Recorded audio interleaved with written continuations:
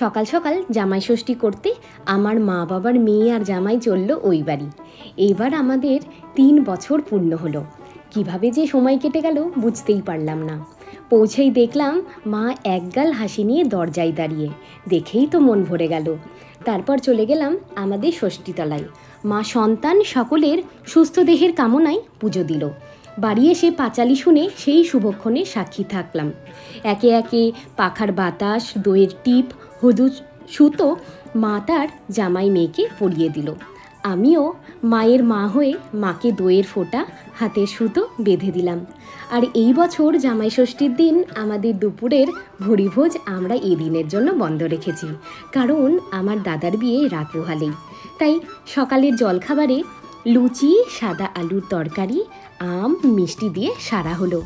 কিছুদিন পর দুপুরের ভুরিভোজ আবার আয়োজন করা হবে। এই শুভ দিন প্রতি বছর আমাদের সকলের কাছে অনেক আনন্দ নিয়ে ফিরে আসুক, এই কামনাই রইল মা ষষ্ঠীর কাছে। আপনাদের কেমন কাটলো আজকের দিন, আর ভুরিভোজই বা কেমন হলো জানাতে ভুলবেন না কিন্তু।